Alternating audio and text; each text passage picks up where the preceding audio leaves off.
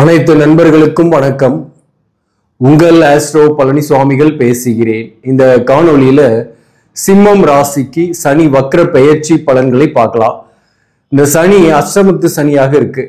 இந்த சனி வக்ரமாகிறதுனால நன்மையா தீமையா என்பதை பற்றியும், இந்த சனி வக்ரமாகிறதுனால யாருக்கு பெரிய அளவுக்கு நன்மை, யாருக்கு பெரிய அளவுக்கு பாதிப்பு இல்லாமையாவது இருக்கும், நன்மை நடக்கலாம் கூட தீமை இல்லாமையாவது இருக்கும் என்பதை பற்றியும் இந்த பதிவில் டீட்டெயிலா பார்க்கலாம். இந்த சனி வக்ர காலம் என்பது ஜூலை 13ஆம் தேதி முதல் அப் டு நவம்பர் 27ஆம் தேதி வரை ஏறத்தாழ ஒரு 137 நாட்கள் சனி வக்ரமாக செயல்படும். இது வருஷத்துக்கு இது மாதிரிதான் ஒரு 140 டேஸ் அளவுக்கு சனி வக்ரம் ஆகும். சனி வக்ரம் என்றால் ரிவர்ஸ்ல செயல்படுறதா, தான் கொடுத்து கொண்டிருந்த பலன்ல இருந்து ஆப்போசிட்டா ரிவர்ஸ்ல செயல்படும். அப்போ இந்த சனி அதுக்காக 7ஆம் இடத்துக்கு வந்துருதான்னாக இல்ல, 8ஆம் இடத்திலேயே தான் இருக்கு, வக்கரமாகுது, நட்சத்திர பாதங்கள்ல பின்னோக்கி நகருது, அவ்வளவுதான்.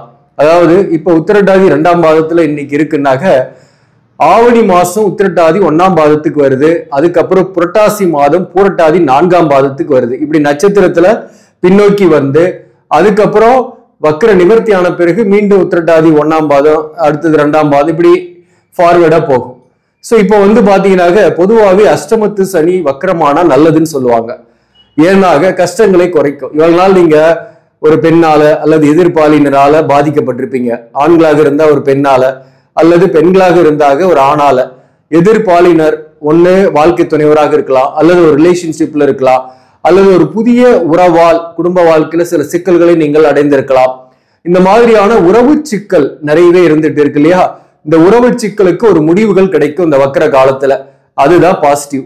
யாரெல்லாம் கடுமையான மன உளைச்சல் போராடிட்டு இருக்கீங்க, குடும்ப வாழ்க்கை சம்பந்தமாக பிரிந்திருக்கீங்க, வாழ்க்கை துணைவருடன் கருத்து வேறுபாடு, சண்டை சச்சரவு, பிரச்சனைகள் இப்படி இருக்கு, அது இன்னொரு 3வது நபரின் தலையீட்டாலேயே அது ஏற்பட்டிருக்கும். அந்த 3வது நபரின் தலையீட்டால் ஏற்பட்ட இந்த பாதிப்புக்கு ஒரு முடிவு கிடைக்கும். உங்க ஜாதகத்தின் அடிப்படையில் தான் அந்த முடிவு இருக்கும். சப்போஸ் உங்க ஜாதகத்துல 2ஆம் தாரம் தோஷம் எல்லாம் எதுவும் இல்லை, கலசர தோஷம் இல்லை, தார தோஷம் இல்லை.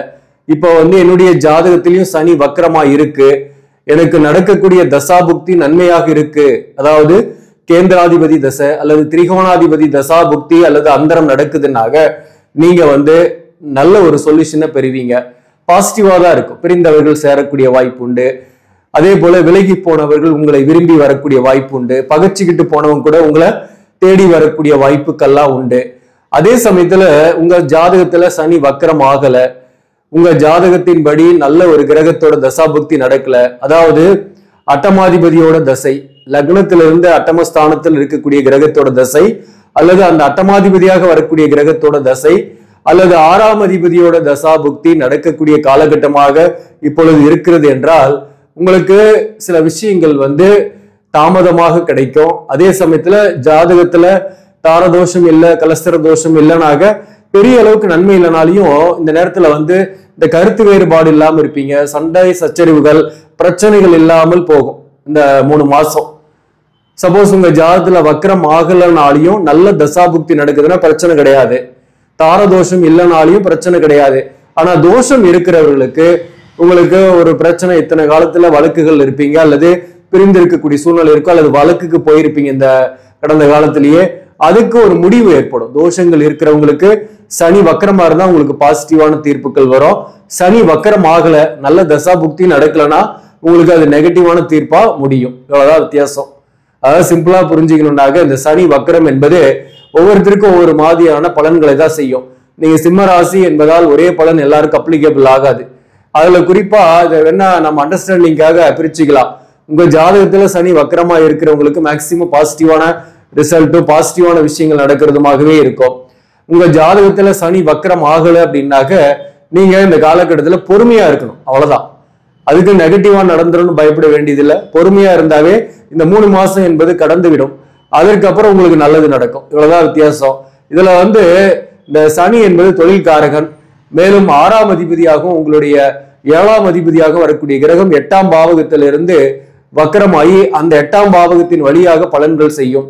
அந்த வகையில இந்த காலகட்டத்தை பொறுத்தவரையிலும் வேலை வாய்ப்பில் இடையூறுகள் பிரச்சனைகள் இருப்பவர்களுக்கு புதிய வாய்ப்புகள் கிடைக்கும். பதவி உயர்வு எதிர்பார்க்கக்கூடியவர்கள் அல்லது ஊதிய உயர்வு எதிர்பார்க்கக்கூடியவர்கள் உங்க ஜாதகத்துல சனி வக்கரமா இருந்தீங்கன்னா இந்த நேரத்துல நிச்சயமா ஒரு இடமாற்றத்தை அடையக்கூடிய வாய்ப்பு உண்டு. அதாவது உங்க ஜாதகத்துல சனி வக்கரமா இருந்திருந்தாக இவ்வளவு காலத்துல நிறைய கஷ்டப்பட்டு இருப்பீங்க, போராடி இருப்பீங்க, ஹார்ட் ஒர்க் பண்ணிருப்பீங்க, வாய்ப்புகள் கிடைக்காம இருந்திருக்கோம், உங்களுக்கு ஏற்ற ரெகக்னிஷன் கிடைக்காம இருந்திருக்கும், ப்ரொமோஷன் கிடைக்காம இருந்திருக்கும். அந்த வாய்ப்பு என்பது இந்த 3 மாசத்துல நீங்க அறுவடை பண்ணக்கூடிய காலகட்டம். அதாவது உங்க ஜாதகத்திலேயே சனி வக்கரம், இந்த கோச்சாரத்துல சனி வக்கரமாகக்கூடிய காலகட்டம் உங்களுக்கு நீங்க எதிர்பார்க்கிற அந்த பதவி உயர்வோ ஊதிய உயர்வோ கிடைக்கும், இல்ல ஜாப் ஆப்பர்ச்சுனிட்டி கிடைக்கும். ஸோ இதெல்லாம் பாசிட்டிவ். ஆனா ஒரு இடமாற்றம் ஏற்படக்கூடிய வாய்ப்பு உண்டு.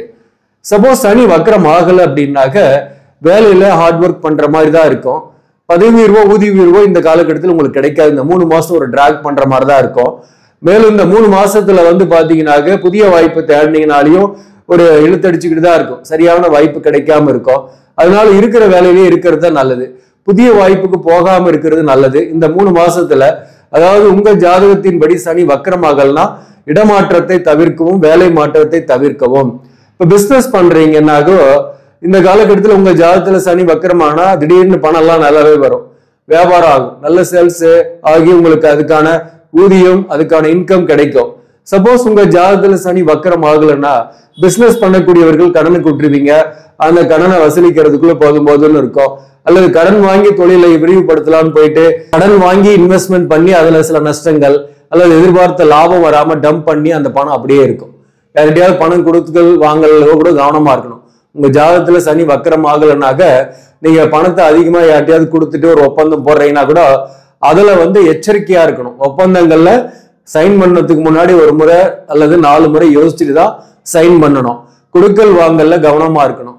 அதே போல இந்த காலகட்டத்தை பொறுத்தவரை 6 குடியவன் சனி வக்கரமாகும் போது உடல்நலம் தொந்தரவு பிரச்சனைகள் இருப்பவர்கள் ஆல்ரெடி அவர்களுக்கு வக்கர காலத்துல உடல்நல ஹெல்த் இஷ்யூஸ் இல்லாம கொஞ்சம் நல்லாவே இருப்பீங்க. அதே போல இந்த காலகட்டத்தை பொறுத்தவரை பொதுவா சனி வக்கரமாக இருக்கோ அல்லது வக்கரமாக இல்லையோ எப்படி இருந்தாலும் சரி ஒரு சிலருக்கு வீடு மாற்றம் ஒரு இடமாற்றம் ஏற்படும், சில பேருக்கு தொழில் மாற்றம் கூட ஏற்படும். அது கொஞ்சம் தீர ஆராய்ந்து விசாரிச்சு போங்க. உங்க ஜாதகத்துல சனி வக்கரமா இருந்தாக மேக்சிமம் அது பாசிட்டிவான இடமாற்றமாவே இருக்கும். போற இடத்துல நிம்மதியா இருப்பீங்க, சம்பளமும் அதிகமா கிடைக்கும். சப்போஸ் உங்க ஜாதகத்துல சனி வக்கரம் ஆகலனாக போற இடத்துலயும் பிரச்சனை இருக்கும், ஒரு மன நிம்மதி இல்லாம இருக்கும், பழைய இடமே பரவாயில்ல இருக்கிற பழைய இடத்துக்கே போயிடலாமா அப்படின்ற எண்ணங்கள்லாம் வரும். ஸோ அதனால கொஞ்சம் எச்சரிக்கையா பொறுமையா டெசிஷன் எடுக்கிறது நல்லது. இந்த 7ஆம் பாவகத்தின் ஆதிபத்திய பலனை 8ஆம் பாவகத்தின் வழியாக செய்யும். அந்த வகையில வாழ்க்கை துணைவருக்கு செலவுகள் ஏற்படும். திருமணம் ஆகாதவர்களுக்கு திருமண வரன்கள் வரக்கூடிய வாய்ப்பு உண்டு, வரன்கள் பேச்சுவார்த்தை நடக்கும்.